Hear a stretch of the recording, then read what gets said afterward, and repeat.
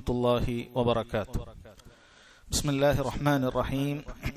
അൽഹംദുലില്ലാഹി റബ്ബിൽ ആലമീൻ.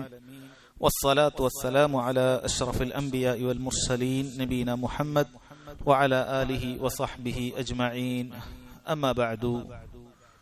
ബഹുമാന്യരായ സഹോദരങ്ങളെ, സഹോദരിമാരെ, ഉംദത്തുൽ അഹ്കാമിൽ നമ്മൾ പഠിച്ചു വരുന്നത് കിതാബു സ്വലയിലെ ബാബുൻ ജാമിഉൻ എന്ന് പറയുന്ന അധ്യായമാണ്. നമ്മൾ മുമ്പ് പറഞ്ഞിട്ടുണ്ട്, മറ്റുള്ള അധ്യായങ്ങൾ അദ്ദേഹം കൊടുക്കുന്ന സമയത്ത് ആ അധ്യായം എന്തു വിഷയമാണ് ചർച്ച ചെയ്യുന്നത് എന്ന തലക്കെട്ടായിരിക്കും കൊടുക്കുക. തൊട്ട് കഴിഞ്ഞ മുന്നിൽ നമ്മൾ അങ്ങനെ പല അധ്യായങ്ങളും പഠിച്ചു. സുജൂദ് സഹവിനെ കുറിച്ചിട്ട്, നിസ്കാരവുമായി ബന്ധപ്പെട്ട് അങ്ങനെ പലതും നമ്മൾ പഠിച്ചു. ഇതിൽ അദ്ദേഹം കൊടുത്ത തലക്കെട്ട് ബാബുൻ ജാമിഉൻ എന്നാണ്. അഥവാ ഒരുപാട് മസ്അലകൾ ഉൾക്കൊള്ളുന്ന, വ്യത്യസ്ത ഹദീസുകൾ ഉൾക്കൊള്ളുന്ന അധ്യായമാണിത്. അതുകൊണ്ട് തന്നെ കഴിഞ്ഞ ക്ലാസ്സിൽ നമ്മൾ ഈ അധ്യായത്തിൽ വ്യത്യസ്ത മസ്അലകളാണ് ചർച്ച ചെയ്തിട്ടുള്ളത്, എല്ലാം ഒരേ വിഷയമല്ല. ഇന്നിനി ചർച്ച ചെയ്യുന്ന അടുത്ത വിഷയം നിസ്കാരവുമായി ബന്ധപ്പെട്ട്, സുജൂദുമായി ബന്ധപ്പെട്ട് വരുന്നൊരു മസ്അലയാണ്. ഹദീസ് വായിക്കാം. അനസ് ഇബ്നു മാലിക് قال كنا نصلي مع رسول الله صلى الله عليه وسلم في شدة الحر فإذا لم يستطع أحدنا أن يمكن جبهته من الأرض بسط ثوبه فسجد عليه. അനസ് ബിൻ മാലിക് റളിയല്ലാഹു അൻഹു ആണ് ഈ ഹദീസ് റിവായത്ത് ചെയ്യുന്നത്. അദ്ദേഹം പറയുന്നു, കുന്നാ നുസല്ലി മഅ റസൂലില്ലാഹി സ്വല്ലല്ലാഹു അലൈഹി വസല്ലം ഫി ശിദ്ദത്തിൽ ഹർ.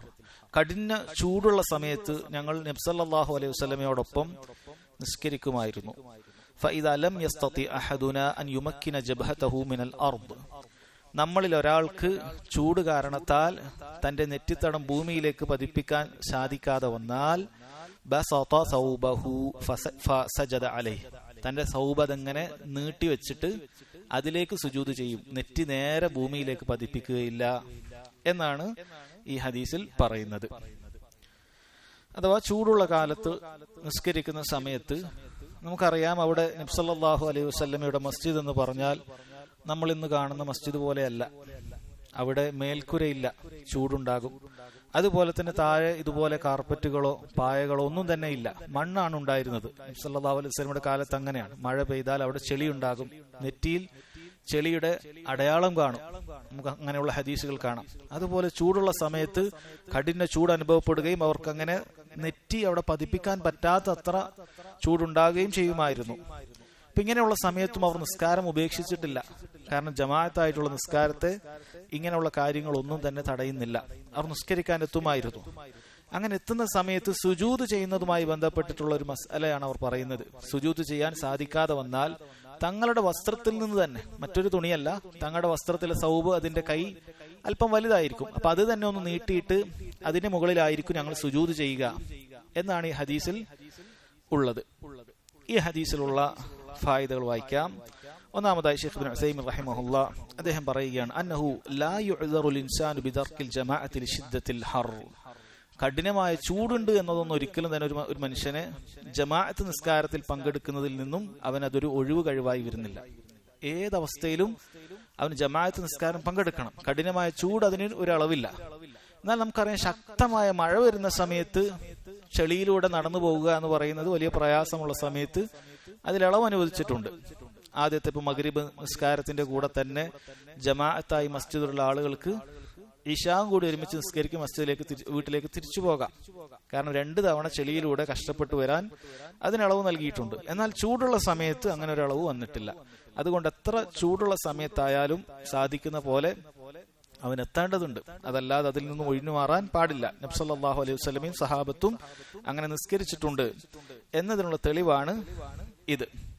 എന്നാൽ ഒരാൾക്ക് ഒരു തരത്തിലും ചൂട് സഹിക്കാൻ പറ്റാത്ത പോലെയുള്ള വലിയ എന്തെങ്കിലും രോഗങ്ങളുണ്ട് എന്ന് സങ്കല്പിക്കുക. അങ്ങനെയുള്ള രോഗങ്ങളുള്ള ആളുകൾ ഉണ്ടാകും. അവർക്ക് ആ ചൂട് തട്ടിയാൽ ചിലപ്പോൾ അവർ ബോധരഹിതരായി പോകും. അവരുടെ സ്കിന്നിന്, അവരുടെ ചർമ്മത്തിന് വലിയ പ്രയാസങ്ങൾ അങ്ങനെയൊക്കെ ഉണ്ടാകുന്ന ആളുകളെ സംബന്ധിച്ചിടത്തോളം അവർക്ക് സാധിക്കുന്നത് പോലെ ചെയ്യുക. എന്താണോ അവർക്ക് സാധിക്കുന്നത് അതുപോലെ ചെയ്യുക. കാരണം അവർക്ക് ചില ആളുകൾക്ക് കഠിനമായ ചൂട് സഹിക്കാനേ സാധിക്കുകയില്ല. നമ്മുടെ നാട്ടിൽ പൊതുവെ അത്ര പ്രയാസമുള്ള ചൂടുണ്ടാകാറില്ല. എന്നാൽ നമുക്കറിയാം, ഗൾഫ് രാജ്യങ്ങളിലൊക്കെ ചില മാസങ്ങളിൽ കഠിനമായ ചൂടായിരിക്കും.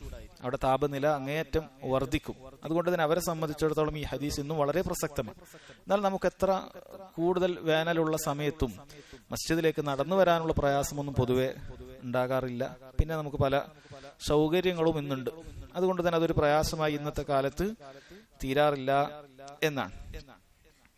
ഇനി രണ്ടാമത്തെ ഫായിദയായിട്ട് നമ്മൾ നേരത്തെ പഠിച്ച ഒരു മസ്അലയുമായി വൈരുദ്ധ്യമുണ്ടോ എന്ന് തോന്നുന്ന രൂപത്തിലുള്ള ഒരു കാര്യമാണ്. എന്താണ്? ലാ യുസന്നുൽ ഇബ്രാദ് തബ്രീദ്. നമ്മൾ നേരത്തെ ഒരു ഹദീസിൽ പഠിച്ചു.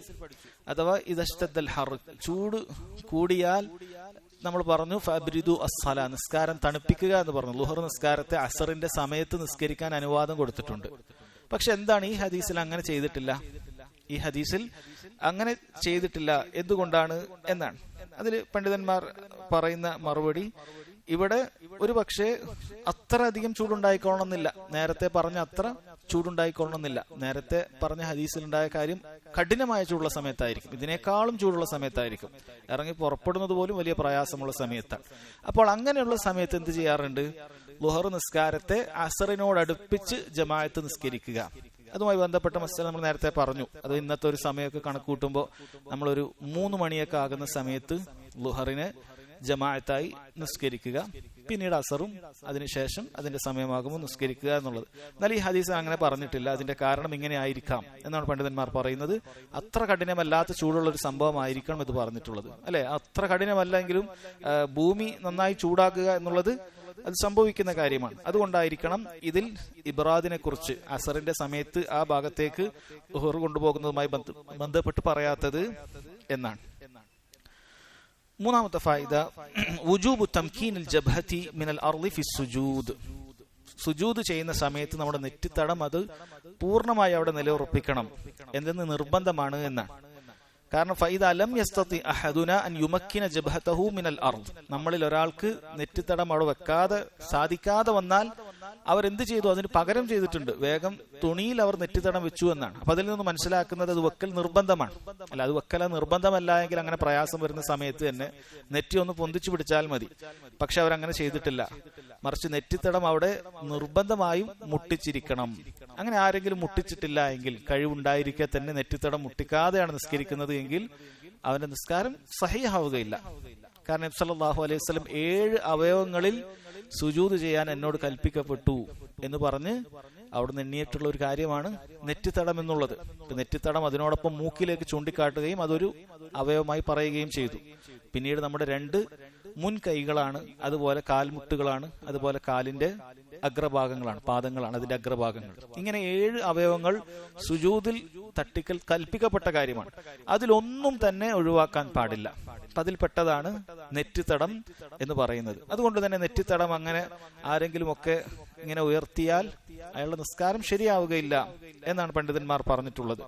അതേപോലെ തന്നെയാണ് ഒരാള് കാല് അത് ഉയർത്തിയാൽ, അത് ചില ആളുകൾ ഗൗരവത്തിൽ കാണാത്തൊരു കാര്യമാണ്. അവരുടെ ഇടത്തേക്കാല് ചിലപ്പോൾ വലത്തേക്കാലിന് മുകളിലൊക്കെ വെക്കും. പ്രത്യേകിച്ച് ചില കുട്ടികളൊക്കെ അങ്ങനെ ചെയ്യുന്ന കാണാം. വലത്തേക്കാല് ഇടത്തേക്കാലിന് മുകളിൽ വെക്കും, അല്ലെങ്കിൽ ഇടത്തേക്കാല് വലത്തേക്കാലിന് മുകളിൽ വെക്കും. ഇങ്ങനെയൊക്കെ ചെയ്യും. ഇങ്ങനെ ചെയ്തു കഴിഞ്ഞാൽ നിസ്കാരം സഹീഹാവുകയില്ല എന്നാണ്. ആരെങ്കിലും ഒക്കെ അങ്ങനെ മനഃപൂർവ്വം ചെയ്തിട്ടുണ്ട് എങ്കിൽ അയാൾ നിസ്കാരം മാറ്റി നിസ്കരിക്കണമെന്നാണ് ഷെയ്ഖ് ഇബ്നു ഉസൈമീൻ റഹിമഹുള്ളാഹ് പറയുന്നത്. കാരണം നിസ്കാരത്തിന്റെ അർക്കാനുകളിൽ പെട്ടതാണ് സുജൂദ് എന്നുള്ളത്. നിസ്കാരത്തിന്റെ റുക്കിനിൽ പെട്ടതാണ് സുജൂദ്.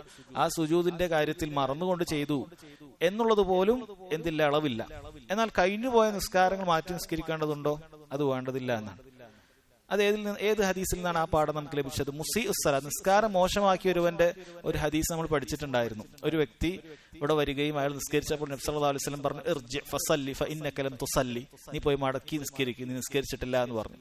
അങ്ങനെ 3 തവണ ആവർത്തിച്ചപ്പോൾ അദ്ദേഹം പറഞ്ഞു, അള്ളാഹുവിന്റെ റസൂൽ, എനിക്ക് ഇതിനേക്കാൾ നന്നാക്കി നിസ്കരിക്കാൻ അറിയില്ല. അങ്ങനെ നബി സല്ലല്ലാഹു അലൈഹി വസല്ലം ഹദീസിൽ മുഴുവൻ കാര്യങ്ങളും പഠിപ്പിച്ചു കൊടുക്കുന്ന ഒരു ഹദീസുണ്ട്. അതിലാണ് നിസ്കാരത്തിന്റെ അർക്കാനുകളും വാജിബാത്തുകളൊക്കെ പറയുന്നത്. പക്ഷെ ഒരിക്കലും എന്തു പറഞ്ഞിട്ടില്ല ആ സഹാബിയോട് കഴിഞ്ഞ നിസ്കാരങ്ങളൊക്കെ ഇനി മാറ്റി നിസ്കരിക്കും. കാരണം അദ്ദേഹത്തിന് അങ്ങനെ അറിയുള്ളൂ. അപ്പൊ സ്വാഭാവികമായും അദ്ദേഹം കഴിഞ്ഞുപോയ എല്ലാ ഫർളും അങ്ങനെ തന്നെ നിസ്കരിച്ചിട്ടുണ്ടാകണം. ഷറയിൽ ഒരു ഇളവാണത്. അങ്ങനെ അറിവില്ലാതെ ആരെങ്കിലും ഒക്കെ അങ്ങനെ പല രൂപത്തിലൊക്കെ നിസ്കരിച്ചു പോയിട്ടുണ്ട് എങ്കിൽ ഇസ്തിഗ്ഫാറുകൾ തേടുക, സുന്നത്ത് വർദ്ധിപ്പിക്കുക. അതല്ലാതെ നിസ്കാരം മാറ്റി നിസ്കരിക്കേണ്ടതില്ല. ചില ആളുകൾക്ക് അറിവില്ലാതെ അങ്ങനെ ചെയ്തിട്ടുണ്ടാകും. ഫാത്തിഹ റുക്കനാണെന്ന് അറിയാത്ത ആളുകൾ ചിലപ്പോൾ ഫാത്തിഹ ഒന്നും ഓതിയിട്ടുണ്ടാവില്ല. അല്ലെങ്കിൽ റുക്കൂല് സുജൂദ് നഷ്ടപ്പെടുന്ന സമയത്ത് ചിലപ്പോൾ അവർ നിസ്കാരം മാറ്റി നിസ്കരിച്ചിട്ടുണ്ടാവില്ല. ഇങ്ങനെയൊക്കെ ചെയ്യുന്നിട്ടുണ്ടാകാം അറിവില്ലായ്മ കൊണ്ട്.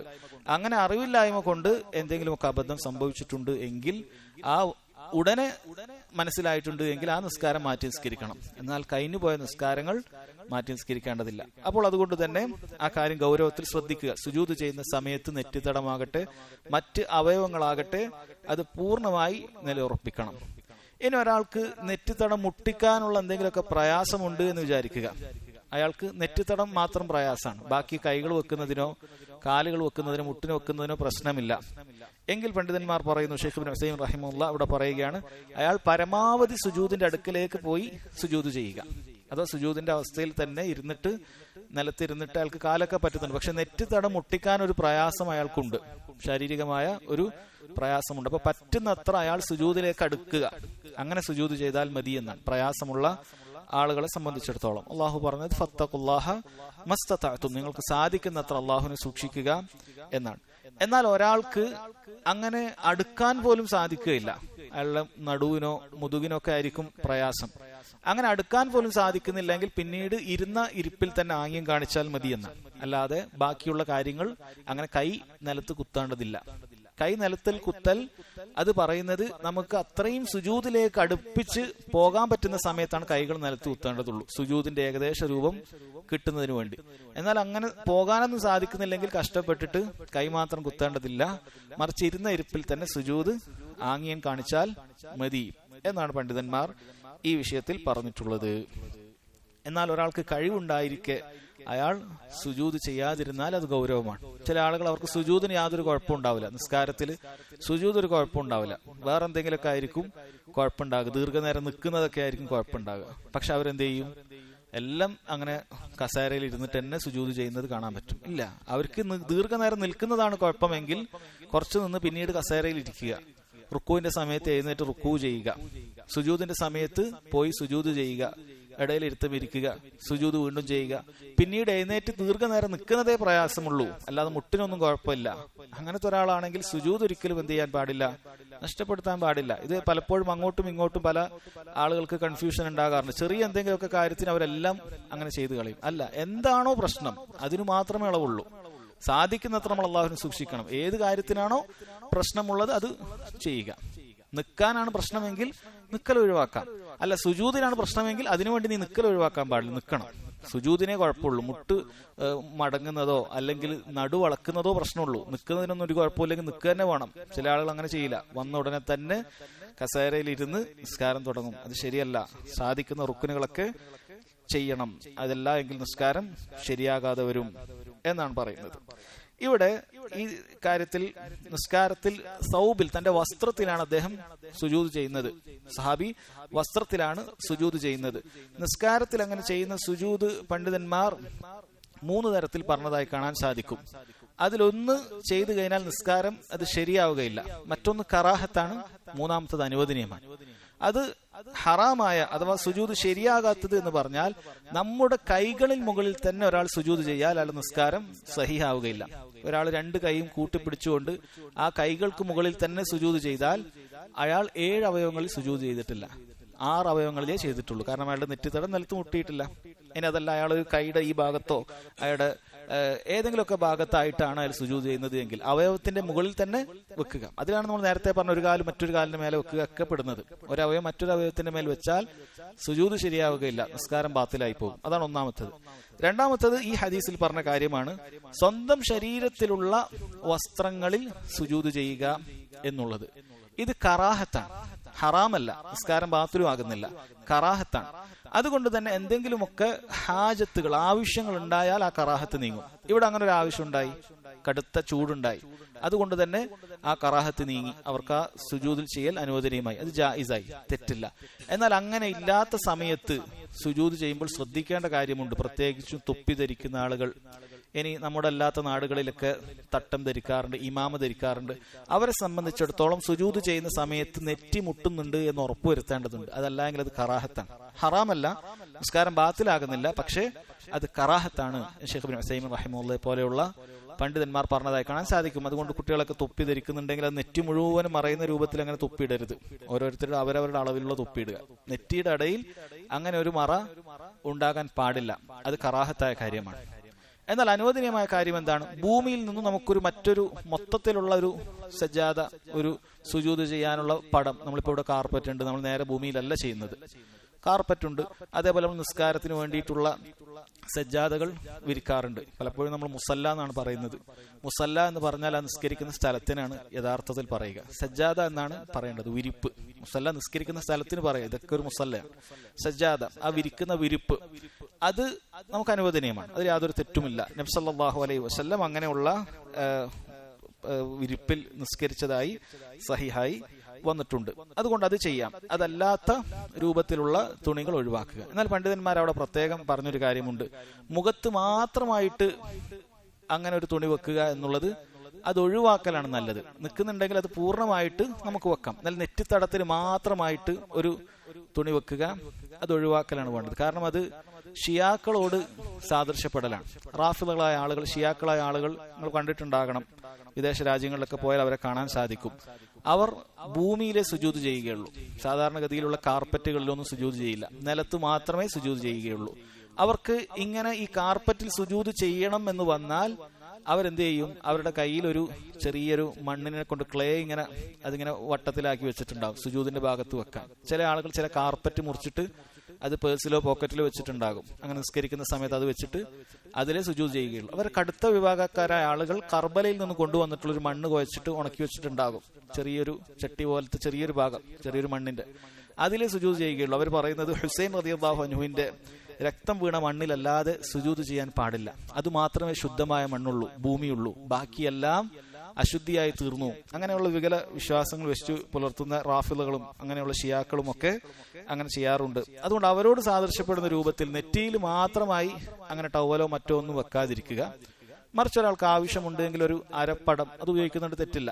അല്ലെങ്കിൽ നമ്മൾ പൊതുവെ ഉപയോഗിക്കാറുള്ള മുഴുവനായിട്ടുള്ള ഒരു നിസ്കാരപ്പടം ഉപയോഗിക്കുന്നത് അത് അനുവദനീയമായ കാര്യമാണ്. അതല്ലാതെ ഭൂമിയിൽ തന്നെ സുജൂദ് ചെയ്യണം എന്ന് എന്തില്ല, നിബന്ധന ഇല്ല. ഇതാണ് ഒന്നാമത്തെ ഹദീസ്. രണ്ടാമത്തെ ഹദീസ്, നബി ഹുറൈറത റളിയല്ലാഹു അൻഹു ഖാല ഖാല റസൂലുള്ളാഹി സ്വല്ലല്ലാഹു അലൈഹി വസല്ലം ലാ യുസല്ലി അഹദുക്കും ഫി الثوبിൽ വാഹിദി ലൈസ അലാ ആതിഖിഹി മിൻഹു ഷൈ. ലാ യുസല്ലി അഹദുക്കും, നിങ്ങളിൽ ഒരാൾ നിസ്കരിക്കുകയില്ല, ഫി الثوبിൽ വാഹിദ്, ഒറ്റ വസ്ത്രത്തിൽ നിങ്ങൾ നിസ്കരിക്കാൻ പാടില്ല എന്നാണ് നബി സല്ലല്ലാഹു അലൈഹി വസല്ലം പറയുന്നത്. ലൈസ അലാ ആതിഖിഹി ഷൈ, അവന്റെ ചുമലിൽ അതിൽ നിന്നും എന്തെങ്കിലുമൊക്കെ ഉണ്ടായിട്ടല്ലാതെ, അവന്റെ ഷോൾഡർ അത് മറഞ്ഞിരിക്കണം എന്നാണ്. ഇവിടെ ഒറ്റ വസ്ത്രം എന്നുകൊണ്ട് ഉദ്ദേശിക്കുന്നത് നമ്മുടെ ഇതേപോലെയുള്ള സൗബുകളല്ല, പൂർണ്ണമായി മറയുന്ന സൗബല്ല. അവിടെ ഉദ്ദേശിക്കുന്നത് എന്തായാലും 2 വസ്ത്രമേ ഉണ്ടാകണമെന്നല്ല. സൗബ് ധരിച്ചിട്ടുണ്ടെങ്കിൽ അതിൽ സിർവാലോ തുണിയോ ധരിക്കാതെ നിസ്കരിക്കാൻ പാടില്ല എന്നല്ല. കാരണം ഈ ഹദീസിൽ തന്നെ പറഞ്ഞിട്ടുണ്ട്, ലൈസ അല ആതിഖിഹി മിൻഹു ഷൈ, ചുമലിൽ ഒന്നുമില്ലാതാകുന്ന അവസ്ഥയിൽ അങ്ങനെയുള്ള ഒറ്റ വസ്ത്രം. അഥവാ ഒരു മുണ്ട് മാത്രം എടുത്ത് നിസ്കരിക്കുക. ചില ആളുകൾക്ക് അങ്ങനെ ചെയ്യും. വീട്ടിൽ നിസ്കരിക്കുന്ന സമയത്തൊക്കെ പുരുഷന്മാരൊക്കെ ചിലപ്പോ അങ്ങനെ ചെയ്യുന്ന കാണാം. അവർ മുട്ടുപൊക്കൾ മറക്കും. അങ്ങനെ മറച്ചിട്ട് അങ്ങനെ മാത്രമായിട്ട് എന്ത് ചെയ്യും? നിസ്കരിക്കും. ചുമലിൽ ഒന്നും ഇടുകയില്ല.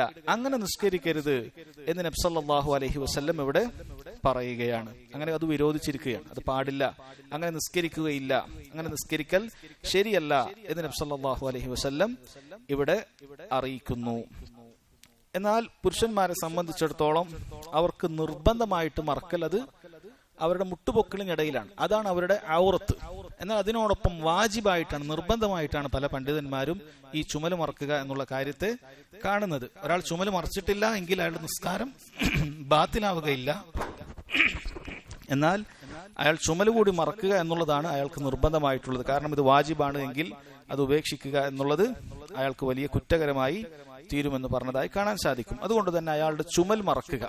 ഇനി ഒരാൾ ഒറ്റ വസ്ത്രം മാത്രം അയാൾക്ക് ലഭിച്ചിട്ടുള്ളൂ, അയാൾക്ക് അതിനപ്പുറത്തേക്കുള്ള വസ്ത്രം ഒന്നും അയാളുടെ കയ്യിലില്ല എങ്കിൽ അയാളെ സംബന്ധിച്ചിടത്തോളം എന്തില്ല?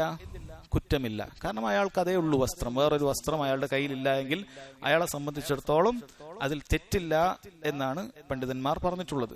എന്നാൽ ഔറത്ത് മറക്കുക എന്നുള്ളത് നിസ്കാരത്തിന്റെ ഷർത്തിൽപ്പെട്ടതാണ്. ആരെങ്കിലും ഔറത്ത് മറക്കാനുള്ള തുണി ഉണ്ടായിട്ട് അത് മറക്കാതെയാണ് നിസ്കരിച്ചിട്ടുള്ളത് എങ്കിൽ അവന്റെ നിസ്കാരം അത് സ്വീകരിക്കപ്പെടുകയില്ല എന്ന് പറഞ്ഞതായി കാണാൻ സാധിക്കും.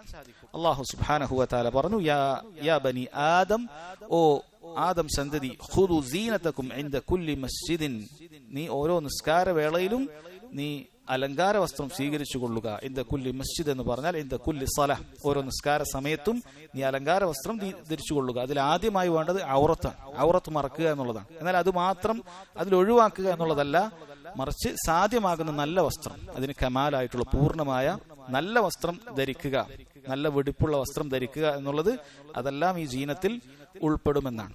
എന്നാൽ സഹോദരങ്ങളെ, ഈ മറക്കുന്ന കാര്യങ്ങൾ അത് 3 നിബന്ധന ഒത്ത കാര്യമായിരിക്കണം. മറക്കുന്ന വസ്ത്രം അത് 3 നിബന്ധനകൾ ഒത്തതായിരിക്കണം. ഒന്ന്, അൻ യകൂന മുബാഹൻ, അത് അനുവദിക്കപ്പെട്ട വസ്ത്രമേ ധരിക്കാവൂ. നല്ല മറയുന്ന വസ്ത്രമാണ്, പക്ഷെ പുരുഷൻ പട്ടു വസ്ത്രമാണ് ധരിച്ചിട്ടുള്ളതെങ്കിലോ അത് അനുവദനീയമല്ല. അതല്ല എങ്കിൽ ആ രൂപത്തിൽ എന്തെങ്കിലുമൊക്കെ അവന് ഹറാമായ സ്വർണത്തിന്റെയോ മറ്റോ ഒക്കെയുള്ള, അല്ലെ, സ്വർണം അവന് ധരിക്കാൻ പാടില്ല. അപ്പൊ അങ്ങനെയൊക്കെയുള്ള എന്തെങ്കിലുമൊക്കെയാണ് അവൻ മറക്കാനായി ഉപയോഗിച്ചിട്ടുള്ളത് എങ്കിൽ അത് പാടില്ലാത്ത കാര്യമാണ്. അതുകൊണ്ട് ഒന്നാമത്തത് അത് അവൻ അനുവദിക്കപ്പെട്ട കാര്യമായിരിക്കണം. രണ്ടാമത്തത് അൻ യകൂന താഹിറൻ, ശുദ്ധി ഉണ്ടായിരിക്കണം. കാരണം ശുദ്ധി ഉണ്ടായിരിക്കുക, ശരീരത്തിൽ നിന്നും വസ്ത്രത്തിൽ നിന്നും അതേപോലെ നിസ്കരിക്കുന്ന സ്ഥലത്തിൽ നിന്നും അശുദ്ധിയിൽ നിന്നും മുക്തമാകുക എന്നുള്ളത് നിസ്കാരത്തിന്റെ നിബന്ധനയിൽപ്പെട്ട കാര്യമാണ്. അപ്പോൾ അത് ശുദ്ധി ഉണ്ടായിരിക്കണം. നജസുള്ള വസ്ത്രം അത് ധരിക്കാൻ പാടില്ല. മൂന്നാമത്തത് അൻ യകൂന സഫീഖൻ ലാ യസിഫുൽ ബശറ, തൊലി കാണാത്ത രൂപത്തിലുള്ള കട്ടിയുള്ളതായിരിക്കണം.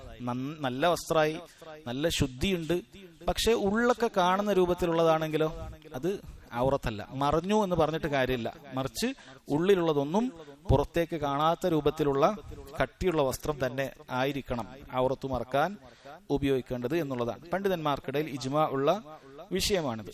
എന്നാൽ ഒരാൾക്ക് ഈ പറയുന്ന രൂപത്തിൽ ഒരു ഹറാമായ വസ്ത്രമല്ലാതെ ധരിക്കാനില്ല, ആകെ ഉള്ളത് പട്ടിന്റെ ഒരു വസ്ത്രം മാത്രമാണ്, നിസ്കരിക്കാൻ വേറെ ഒന്നും അവിടെ ഇല്ല എങ്കിൽ അവൻ നഗ്നനായിട്ടാണോ നിസ്കരിക്കേണ്ടത്, അതല്ല ഈ ഹറാമായ വസ്ത്രം ധരിച്ചിട്ടാണോ നിസ്കരിക്കേണ്ടത്? പണ്ഡിതന്മാർ പറഞ്ഞു, ഇങ്ങനെയുള്ള ദറൂറത്തിന്റെ സമയത്ത്, അല്ലെ, ദറൂറത്തിന്റെ സമയത്ത് ഹറാമ് അത് അനുവദിക്കപ്പെടും. ദറൂറത്തിന്റെ സമയത്ത് ഹറാമായ കാര്യങ്ങൾ അനുവദിക്കപ്പെടും. കാരണം അയാൾക്ക് അതല്ലാതെ മറ്റു വസ്ത്രമില്ല. അതുകൊണ്ട് അങ്ങനെയുള്ള സമയത്ത് അയാൾ എന്ത് ചെയ്യണം? ആ വസ്ത്രം വെച്ച്, അഥവാ പട്ടുവസ്ത്രം വെച്ചിട്ട് അയാൾ നിസ്കരിക്കുക. അയാൾ പിന്നീട് മാറ്റി നിസ്കരിക്കേണ്ട ആവശ്യമില്ല. കാരണം ദറൂറത്തിന്റെ സമയത്ത് ഇത് അനുവദിക്കപ്പെടും. അങ്ങനെ അവൻ അനുവദിക്കപ്പെടുന്ന രൂപത്തിൽ നിസ്കരിച്ചു കഴിഞ്ഞാൽ പിന്നീട് അവൻ മാറ്റി നിസ്കരിക്കേണ്ടതില്ല എന്നാണ്. ഇനി അതേപോലെ തന്നെ അവന് നല്ല വസ്ത്രമാണ്, പട്ടല്ല, പക്ഷെ അതിൽ നജസ് ഉണ്ട്. എന്നാൽ നജസ് ഇല്ലാത്തൊരു വസ്ത്രം അവിടെ ഇല്ല, നജസ് വൃത്തിയാക്കാനുള്ള മാർഗവും ഒന്നും അവിടെ കാണുന്നില്ല. അങ്ങനെയുള്ള ആളെ സംബന്ധിച്ചിടത്തോളം ആ നജസുള്ള വസ്ത്രം കൊണ്ട് നിസ്കരിക്കാവുന്നതാണ്. കാരണം അവർക്ക് അതല്ലാതെ വേറെ മാർഗമില്ല എന്ന അവസ്ഥയിലാണ് അങ്ങനെ ചെയ്യുന്നത്. ഇനി അതേപോലെ തന്നെയാണ് മൂന്നാമത് പറഞ്ഞ കാര്യവും. നല്ല വസ്ത്രമാണ്, നജസൊന്നുമില്ല, പക്ഷേ ഉള്ളു കാണുന്ന രൂപത്തിലുള്ള നേരിയ വസ്ത്രമാണ്. അതല്ലാതെ മറ്റൊരു വസ്ത്രവും ഈ വ്യക്തിയുടെ കയ്യിലില്ല എങ്കിൽ ആ സമയത്തും ഇയാൾക്ക് അത് ഉപയോഗിച്ചുകൊണ്ട് നിസ്കരിക്കാം. ഇതിനെല്ലാം ഒറ്റ കായികയാണ് പണ്ഡിതന്മാർ പറയുന്നത്, ഫത്തഖുല്ലാഹ മസ്തതഅതും, നിങ്ങൾ സാധിക്കുന്ന പോലെ അല്ലാഹു സുബ്ഹാനഹു വ തആലയെ സൂക്ഷിക്കുക എന്നുള്ളത്. കാരണം അവൻ ഈ രൂപത്തിൽ ഏതെങ്കിലുമൊക്കെ ഹറാമായ വസ്ത്രം ധരിച്ച് നിസ്കരിക്കുക എന്നുള്ളതാണ് ചെറിയ മഫ്സദത്ത്. അതിനേക്കാൾ വലിയ മഫ്സദത്താണ് അവൻ നിസ്കാരം തന്നെ ഉപേക്ഷിക്കുക എന്നുള്ളത്. കാരണം നിസ്കാരം ഒരാളുടെ ദീനുമായി ബന്ധപ്പെട്ട, അവന്റെ അടിസ്ഥാനവുമായി ബന്ധപ്പെട്ടുള്ള കാര്യമാണ്. അവൻ മുസ്ലിമാണോ കാഫിറാണോ തീരുമാനിക്കുന്ന കാര്യമാണ് നിസ്കാരം എന്നുള്ളത്. മറ്റേത് അതിന്റെ താഴെ വരുന്ന ഹറാമാണ്. അപ്പൊ 2 ഹറാമുകൾ വരുന്ന സമയത്ത് അതിലേറ്റവും ചെറിയ ഹറാമുകൾ അത് ചെയ്യാം, അത്തരം ഘട്ടങ്ങളിൽ ചെയ്യാം, അത് അനുവദനീയമാണ് എന്ന അടിസ്ഥാനത്തിലും പണ്ഡിതന്മാർ ഈ ഘട്ടങ്ങളിൽ ഇത് ചെയ്യാം എന്ന് പറഞ്ഞതായി കാണാൻ സാധിക്കും. ഇനി എന്താണ് ഔറത്ത്? ഇവിടെ പറയുന്ന ഔറത്ത് നമുക്കറിയാം, ഔറത്ത് അത് 3 തരത്തിലെ ഔറത്തിനെ പറഞ്ഞതായി കാണാം. ഒന്ന് ഔറത്തുൻ മുഗല്ലദ, ഏറ്റവും ശക്തമായ, വളരെ കഠിനമായ, നമ്മൾ മറച്ചിരിക്കൽ നിർബന്ധമായ മുഗല്ലദായ ഔറത്ത് എന്ന് പറയും. പിന്നീട് മുഖഫഫ, ഔറത്തിന്റെ കൂട്ടത്തിൽ തന്നെ വളരെ താഴെ നിലയിൽ നിൽക്കുന്ന. മൂന്നാമത്തതും മുതവസ്സിത, ഔറത്തുൻ മുതവസ്സിത എന്ന് പറയും. എന്താണ് മുഗല്ലദായ ഔറത്ത്? മുഗല്ലദായ ഔറത്ത് എന്ന് പറയുന്നത് അത് പ്രായപൂർത്തിയെത്തിയ സ്ത്രീകളുടെ വിഷയത്തിൽ വന്നതാണ്. അവർക്കാണ് ഏറ്റവും കൂടുതൽ ഔറത്ത് മറക്കേണ്ടത്, ഏറ്റവും കൂടുതൽ ഭാഗം മറക്കേണ്ടത് പ്രായപൂർത്തിയെത്തിയ സ്ത്രീകളാണ്. പണ്ഡിതന്മാർ പറയുന്ന അവരുടെ ഔറത്ത് കുല്ലുഹ ഔറത്തുൻ ഇല്ലാ വജ്ഹഹ, അവളുടെ മുഖം ഒഴികെയുള്ള മുഴുവൻ ഭാഗവും ഔറത്താണ്. ഇത് നിസ്കാരത്തിന്റെ കാര്യമാണ് പറയുന്നത്, നിസ്കാരത്തിന്റെ കാര്യമാണ്, അതല്ലാത്ത സമയത്തല്ല. അതല്ലാത്ത സമയത്ത് സ്ത്രീയെ സംബന്ധിച്ചിടത്തോളം മുഖം ഉൾപ്പെടെ ശരീരം മുഴുവൻ മറക്കലാണ് അവൾക്ക് നിർബന്ധമായിട്ടുള്ളത്. എന്നാൽ നിസ്കാരത്തിൽ അവൾ മുഖമൊഴികെയുള്ള ഭാഗങ്ങൾ മറക്കണം. ഇതാണ് മുഗല്ലദയായ ഔറത്ത് എന്ന് പറയുന്നത്, ഏറ്റവും കൂടുതൽ മറക്കേണ്ടത്. രണ്ടാമത്തത് മുഖഫഫയായ ഔറത്തുണ്ട്. അത് ചെറിയ ആൺകുട്ടികൾക്കാണ്. നിസ്കരിക്കാൻ തുടങ്ങുന്ന 7 വയസ്സ് മുതൽ 10 വയസ്സ് വരെയുള്ള ആൺകുട്ടികളെ സംബന്ധിച്ചിടത്തോളം പണ്ഡിതന്മാർ പറയുന്നത് അവരുടെ ലൈംഗിക അവയവങ്ങൾ അത് രണ്ടും മറഞ്ഞാൽ തന്നെ അത് മതിയായതാണ്. അവരുടെ വസ്ത്രം അല്പം മുട്ടിന് മുകളിലായാലൊന്നും എന്തില്ല, അവളുടെ തൊടയുടെ ഭാഗങ്ങൾ കണ്ടാലൊന്നും അവർക്ക് കുഴപ്പമില്ല. 7 വയസ്സ് മുതൽ 10 വയസ്സ് വരെയുള്ള ചെറിയ ആൺകുട്ടികളെ സംബന്ധിച്ചിടത്തോളം അങ്ങനെ അവർ നിസ്കരിച്ചാലും അത് തെറ്റില്ല, അവരങ്ങനെ നിസ്കരിച്ചാലും അത് തെറ്റില്ല എന്ന് പണ്ഡിതന്മാർ പറഞ്ഞതായി കാണാൻ സാധിക്കും. മൂന്നാമത്തേതാണ് ഔറത്തു അൽ മുതവസ്സിത. അതാണ് ബാക്കിയുള്ള എല്ലാ ആളുകളും, അഥവാ മറ്റു പുരുഷന്മാർ, പ്രായപൂർത്തിയെത്തിയ 10 വയസ്സിന് മുകളിലൊക്കെയുള്ള പുരുഷന്മാരൊക്കെ, ആൺകുട്ടികളും പുരുഷന്മാരും ഒക്കെ അങ്ങനെയാണ് ചെയ്യേണ്ടത്. അത് മുട്ടുപൊക്കിളിനിടയിലാണ് ആ ഔറത്തുള്ളത്, മുട്ടുപൊക്കിളിന് ഇടയിലാണ്. നബി സല്ലല്ലാഹു അലൈഹി വസല്ലം അത് അങ്ങനെയാണ് പഠിപ്പിച്ചിട്ടുള്ളത്. മാ ബൈന സുറത്തി വറുക്ബത്തി ഔറ. സുറത്ത് അഥവാ പൊക്കിൾ, അതുപോലെ മുട്ട്, ഈ 2 കാൽമുട്ടുകൾ, ഇതിനിടയിലുള്ള ഭാഗങ്ങൾ ഔറത്താണ് എന്ന് വന്നിട്ടുണ്ട്. അതുകൊണ്ട് തന്നെ ഇതിനിടയിലുള്ള ഭാഗമാണ് ഔറത്ത്. ഒരാളുടെ മുട്ട് കണ്ടാൽ അയാളുടെ നിസ്കാരം എന്താകുന്നില്ല, ഔറത്ത് വെളിവായി എന്ന് പറയാവുന്നതല്ല, അയാളുടെ ഔറത്ത് വെളിവാകുന്നതല്ല. അതുപോലെ പൊക്കിളും ഔറത്തല്ല എന്നാണ് പണ്ഡിതന്മാർ പറയുന്നത്. എന്നാൽ അതിനിടയിലുള്ള ഭാഗമാണ് ഔറത്തായിട്ടുള്ളത്. ഇനി പുരുഷന്റെ ഫഖിസ് അത് ഔറത്താണോ എന്നുള്ളത് അഭിപ്രായ വ്യത്യാസമുണ്ട്. തുട എന്നുള്ളത് ഔറത്താണോ എന്നുള്ളതിൽ അഭിപ്രായ വ്യത്യാസമുണ്ട്. ചില പണ്ഡിതന്മാർ അതും ഔറത്ത് തന്നെയാണ് എന്നാണ് പറഞ്ഞിട്ടുള്ളത്. എന്നാൽ നിസ്കാരത്തിൽ മറഞ്ഞിരിക്കണം എന്ന കാര്യത്തിൽ എല്ലാവരും ഏകോപിച്ചിരിക്കുന്നു. നിസ്കാരത്തിൽ ഈ പറയുന്ന തുടയടക്കമുള്ള മുഴുവൻ ഭാഗങ്ങളും മറഞ്ഞിരിക്കണം എന്നുള്ളതിൽ പണ്ഡിതന്മാർക്ക് അഭിപ്രായ വ്യത്യാസമില്ല. എന്നാൽ അതല്ലാത്ത സമയത്ത് അത് വെളിവായാൽ ഹറാമാണോ അല്ലേ എന്നുള്ള വിഷയത്തിൽ അഭിപ്രായ വ്യത്യാസമുണ്ട്. പല പണ്ഡിതന്മാരും അത് പാടില്ല, മറഞ്ഞിരിക്കേണ്ടത് തന്നെയാണ് എന്നാണ് പറഞ്ഞിട്ടുള്ളത്. അതുകൊണ്ട് ശ്രദ്ധിക്കണം, ഔറത്ത് അത് നമ്മുടെ മുട്ടുപൊക്കിളിനിടയിൽ തുടയടക്കം മറക്കുക എന്നുള്ളത് പുരുഷന്മാർ ശ്രദ്ധിക്കേണ്ട കാര്യമാണ്. എന്നാൽ സ്ത്രീകളെ സംബന്ധിച്ചിടത്തോളം നമ്മൾ പറഞ്ഞു മുഴുവൻ മറക്കേണ്ടതുണ്ട്. എന്നാൽ അവളുടെ മുഖവും കൈയും മുൻകൈകളും നിസ്കാരത്തിൽ തുറന്നിടേണ്ടതുണ്ടോ എന്ന വിഷയത്തിൽ, അഥവാ മുൻകൈകൾ തുറന്നിടേണ്ടതുണ്ടോ എന്ന വിഷയത്തിൽ അഭിപ്രായ വ്യത്യാസമുണ്ട്. ഇമാം അഹ്മദിന്റെ മദ്ഹബിലൊക്കെ അവർ പറയുന്നത് കൈകൾ രണ്ടും മറച്ചിരിക്കണമെന്നാണ്. ഷെയ്ഖ് ഇബ്നു ബാസ് റഹിമഹുള്ളാഹ് ആ അഭിപ്രായക്കാരനാണ്. എന്നാൽ അത് തുറന്നിടുക എന്നുള്ളത് അതാണ് വേണ്ടത്, തുറന്നിടലാണ് ശരി എന്നാണ് പല പണ്ഡിതന്മാരും പറയുന്നത്. ഷെയ്ഖ് ഇബ്നു ഉസൈമിൻ റഹിമഹുല്ലാഹ് അദ്ദേഹം പറയുകയാണ്, ഒരിക്കൽ ഈ മസ്അലയുമായി ബന്ധപ്പെട്ട് ഷെയ്ഖ് നാസിറുദ്ദീൻ ഷെയ്ഖ് അബ്ദുറഹ്മാൻ സഅദി, അദ്ദേഹത്തിന്റെ ഷെയ്ഖായ അബ്ദുറഹ്മാൻ സഅദി, അദ്ദേഹം ഒരു സ്വപ്നം കാണുകയുണ്ടായി. അദ്ദേഹം ഒരു സ്വപ്നത്തിൽ ആയിഷ റളിയല്ലാഹു അൻഹ നിസ്കരിക്കുന്ന സ്വപ്നം കണ്ടു. അപ്പോൾ അവരുടെ 2 കൈകളും വെളിവായിട്ടാണ് ഉണ്ടായിരുന്നത് എന്നാണ്.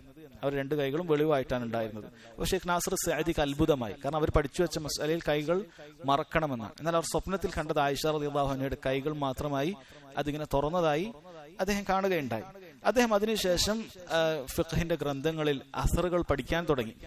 ആയിഷ റളിയല്ലാഹു അൻഹ ഈ വിഷയവുമായി ബന്ധപ്പെട്ട് പറഞ്ഞ അസറുകൾ പരതിയപ്പോൾ അദ്ദേഹത്തിന് കാണാൻ സാധിച്ചു ആയിഷ റളിയല്ലാഹു അൻഹയിൽ നിന്നും ഈ 2 കൈകൾ, മുൻകൈകൾ സ്ത്രീകൾക്ക് നിസ്കാരത്തിൽ തുറക്കുക എന്നുള്ളത് അനുവദനീയമാണ് എന്ന് അവർ പറയുന്നതായി കാണാൻ സാധിച്ചു. ഷെയ്ഖ് ഇബ്നു ഉസൈമിൻ റഹിമഹുല്ലാഹ് പറയുന്നു, അങ്ങനെ അദ്ദേഹത്തിന്റെ സ്വപ്നം അദ്ദേഹത്തിന് അത് സത്യമായി പുലരുകയുണ്ടായി. ആ വിഷയത്തിൽ ആയിഷ റളിയല്ലാഹു അൻഹയുടെ അഭിപ്രായം അങ്ങനെയായിരുന്നു. അതിനു മുമ്പ് അദ്ദേഹത്തിന് അത്ഭുതമായിരുന്നു, ഇത് മറക്കൽ നിർബന്ധമാണെങ്കിൽ, അഥവാ അത് ഔറത്തിൽ തന്നെ പെടുമെങ്കിൽ എങ്ങനെയാണ് ആയിഷ റളിയല്ലാഹു അൻഹ നിസ്കാരത്തിൽ അങ്ങനെ ചെയ്തത് എന്നുള്ളത് സ്വപ്നമാണെങ്കിലും അദ്ദേഹത്തിന് അത്ഭുതമുണ്ടായി. പക്ഷേ ആയിഷ റളിയല്ലാഹു അൻഹയുടെ ഖൗൽ അങ്ങനെയാണ്. അതാണ് ഭൂരിഭാഗം പല പണ്ഡിതന്മാരും അങ്ങനെ അഭിപ്രായപ്പെടാനുള്ള കാരണം അത് തന്നെയാണ്. അതുകൊണ്ട് തന്നെ നിസ്കാരത്തിൽ മുഖവും മുൻകൈയും സ്ത്രീകളെ സംബന്ധിച്ചിടത്തോളം അത് മറക്കേണ്ടതില്ല. എന്നാൽ അന്യ പുരുഷന്മാരുടെ മുന്നിൽ വെച്ച് നിസ്കരിക്കുന്ന സമയത്ത് സ്ത്രീകൾക്ക് മുഖം കൂടി മറക്കണം എന്നുള്ളതാണ്. അന്യ പുരുഷന്മാരുടെ മുന്നിൽ നിസ്കരിക്കേണ്ട അവസ്ഥ ഹറമുകളിലൊക്കെ നിസ്കരിക്കുന്ന സമയത്ത് സ്ത്രീകൾക്കുണ്ടാകും. ആ സമയത്ത് അവർ മുഖം കൂടി മറക്കേണ്ടതുണ്ട്. അതല്ലാത്ത സമയത്താണ് എങ്കിൽ അവർ മുഖം മറക്കാൻ പാടില്ല, അതേപോലെ തന്നെ മുൻകൈകളും മറക്കേണ്ടതില്ല എന്നാണ്. ഇനി ശരി, ഇങ്ങനെയുള്ള ഈ ഔറത്ത് അത് നിസ്കാരത്തിൽ പെട്ടെന്ന് വെളിവായി പോയാൽ അത് നിസ്കാരത്തെ എങ്ങനെയാണ് ബാധിക്കുന്നത്? നിസ്കാരം ബാത്തിലായി തീരുന്നുണ്ടോ എന്നറിയണം. കാരണം ഔറത്ത് നിസ്കാരത്തിന്റെ ഷർത്താണ്. അത് പാലിക്കാതെ നമ്മൾ നിസ്കരിച്ചാൽ നിസ്കാരം സഹിയാവുകയില്ല. എന്നാൽ അങ്ങനെ നിസ്കരിച്ചു കൊണ്ടിരിക്കെ, ഔറത്തൊക്കെ മറച്ചൊരാൾ നിസ്കരിച്ചു കൊണ്ടിരിക്കെ പെട്ടെന്ന് അങ്ങനെ ഔറത്ത് വെളിവായാൽ നിസ്കാരം സഹിയാകുമോ ഇല്ലേ എന്നുള്ള വിഷയം നമ്മൾ പഠിക്കേണ്ടതുണ്ട്. പണ്ഡിതന്മാർ പറയുന്നു, ഔറത്തിന്റെ ചെറിയ ഭാഗം മാത്രമാണ്, വളരെ ചെറിയൊരു ഭാഗം ഒരല്പനേരം കണ്ടാൽ നിസ്കാരത്തെ അത് ബാത്തിലാക്കി കളയുകയില്ല.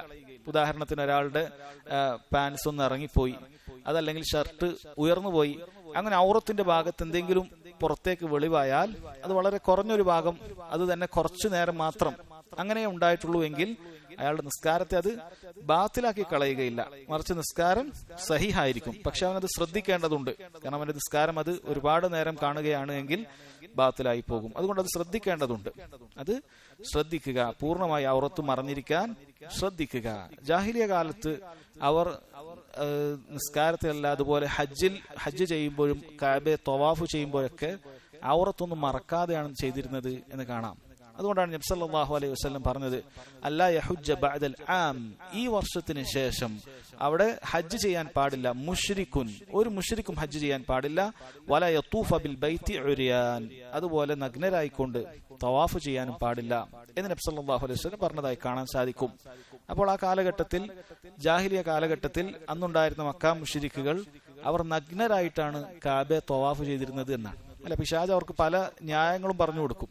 അതിൽ പറഞ്ഞു കൊടുത്ത ന്യായത്തിൽപ്പെട്ടതാണ്, നമ്മുടെ ഈ വസ്ത്രം ധരിച്ചിട്ട് നമ്മൾ അള്ളാഹുവിനെ ധിക്കരിച്ചിട്ടുണ്ട്, അപ്പോൾ നമ്മൾ ഈ പാപങ്ങളൊക്കെ കഴുകാനാണ് ഇവിടെ വന്നിട്ടുള്ളത്.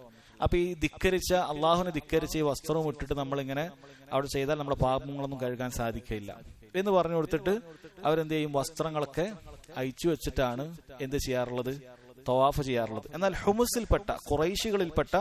ഹുമുസിൽപ്പെട്ട ആളുകൾ, അഥവാ ഖുറൈശികൾപ്പെട്ട നബി സല്ലല്ലാഹു അലൈഹി വസല്ലമയുടെ ഒക്കെ ഗോത്രത്തിൽപ്പെട്ട ആളുകൾ, അവർ വസ്ത്രം ധരിക്കുമായിരുന്നു എന്നാണ്. അവർ വസ്ത്രം ധരിച്ചിട്ടാണ് തവാഫ് ചെയ്യാറുണ്ടായിരുന്നത്.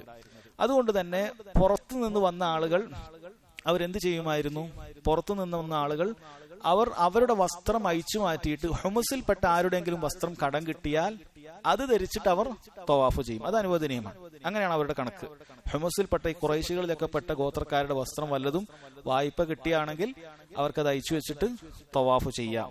അതല്ല എങ്കിൽ അവരുടെ വസ്ത്രം ധരിച്ച് കാബയുടെ പുറത്തുനിന്ന് വരുന്ന, മക്കയുടെ പുറത്തുനിന്ന് വരുന്ന മറ്റു ഗോത്രത്തിൽപ്പെട്ട ആളുകൾ അവരുടെ വസ്ത്രം വെച്ചിട്ട് നിസ്കരിക്കാൻ പാടില്ല, തവാഫ് ചെയ്യാൻ പാടില്ല എന്നൊക്കെയുള്ള പല വിശ്വാസങ്ങളുമായിരുന്നു ജാഹിലിയത്തിൽ ഉണ്ടായിരുന്നത്. എന്നാൽ ഇസ്ലാമിൽ അത് ഔറത്ത് പൂർണ്ണമായി മറക്കണം. അത് തവാഫിലാകട്ടെ, നിസ്കാരത്തിലാകട്ടെ, മറ്റു സമയത്താകട്ടെ ഔറത്ത് മറക്കണം എന്നുള്ള നിയമമാണ് അല്ലാഹു സുബ്ഹാനഹു വ തആല നമുക്ക് നൽകിയിട്ടുള്ളത്. അപ്പോൾ നമ്മൾ ഈ ഹദീസിൽ നിന്ന് മനസ്സിലാക്കേണ്ട പാഠം, അത് ഔറത്ത് അത് കൃത്യമായി മറക്കുക എന്നുള്ള കാര്യം മനസ്സിലാക്കുക. ഇവിടെ പറഞ്ഞത് ഒരാൾ ഒരൊറ്റ വസ്ത്രത്തിൽ നിസ്കരിക്കാൻ പാടില്ല, അവന്റെ ചുമലുകൾ മറക്കാതെ എന്നാണ്. ഇത് പൂർണ്ണതയുടെ കാര്യമാണ് പറയുന്നത്.